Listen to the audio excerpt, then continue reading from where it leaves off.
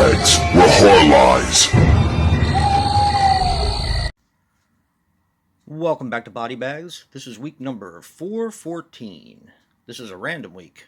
I'll be your host, Jason from Horrific Nightmares, and this week we're going to be getting back into the Hemispheric Box of Horrors with the Brain of Blood, or Brain of Blood. It's actually also known as the Undying Brain. Now, this is a 1971 film, which is actually the year I was born, and it runs 87 minutes and is directed by the late Al Adamson. Now, he passed away on August 2nd, 1995 at the age of 66. Very young.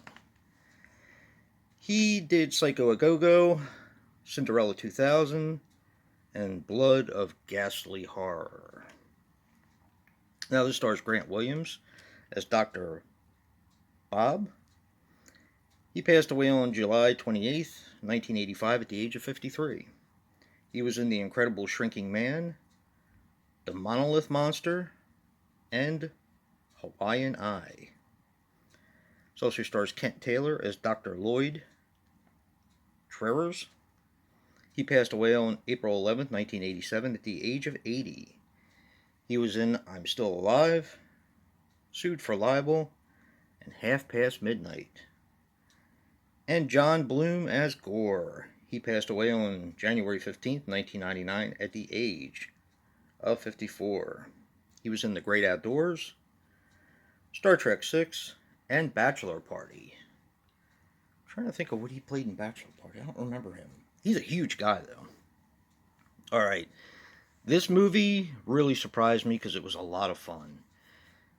Now, I listened to a bit of the making of and the documentary in it, and apparently Hemisphere wanted something to compete with Herschel Gordon Lewis. He had just come out with Blood Feast, and then there's the Blood Trilogy, Color Me Blood Red, and so on and so forth.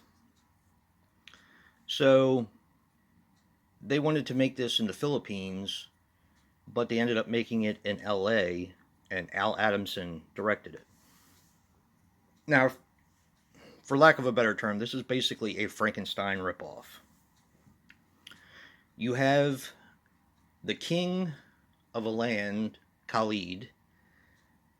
The king is named Amir, and he is dying of I think it's a form of cancer, if I remember correctly. So they want to, because he loves his land and he wants to continue to rule, they want to transplant his brain into the body of someone younger and someone who is not going to die. So they go to LA, where there's this doctor who has been ostracized by everyone because of his practices. He is actually able to transplant a brain from one human to another. The only problem is he has some shady people that he works with. One, and they call him a dwarf in the film. If anyone has seen Mad Max Beyond Thunderdome, he was the Master Blaster guy that was in Thunderdome. He was Master, the little guy. He's in this. He's really good in it. I thought he was awesome. He works with this doctor, and what they do is they have this big, overgrown guy named Gore who kidnaps people in order for them to experiment with. So they were supposed to get a body to transplant this king's brain into, and they ended up failing. So they have to use Gore in order to transplant the body into, and a whole bunch of things go wrong, and I'm pretty much going to leave it there. This movie was a ton of fun.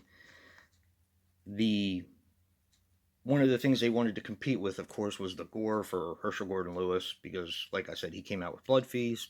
So, like, on the cover it says, "See, a brutal brain transplant." And it's pretty bloody. It's fun. It's a lot of fun.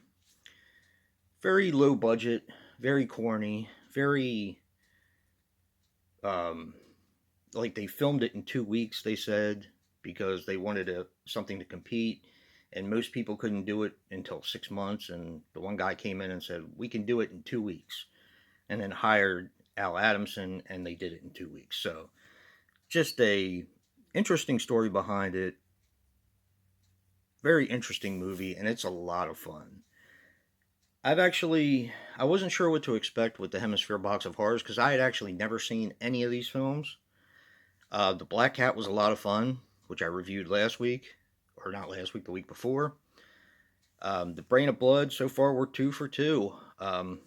This month, and maybe the beginning of next month, we're going to be delving into a lot of the Hemisphere Box of Horrors until I finish them all.